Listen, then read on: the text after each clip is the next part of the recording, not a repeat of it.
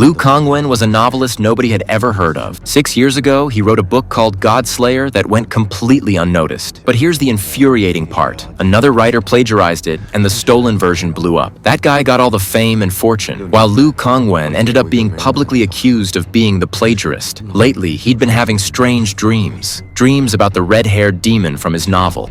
为何如此戏弄？我定要夺回失去的一切。 When Liu Kangwen heard that the thief was announcing a sequel to Godslayer, he was so furious he didn't know what to do with himself. He pulled out his original manuscript and started flipping through it, only to drift off to sleep without realizing it. When he opened his eyes again, he found himself in the imperial capital from his novel, The Cloud City. Before he could even figure out what was going on, screams echoed from a nearby street corner. A group of soldiers in black armor were bullying civilians under the pretense of punishing followers of the red-haired demon. Just then, a warrior in crimson armor named Bronze Tiger dropped from the sky and blocked the soldiers' blades. Watching from a cliff, Liu Kangwen was stunned. These were all scrapped characters he'd never even included in the novel. He was so distracted that he didn't notice someone creeping up behind him. The red-haired demon had spotted him.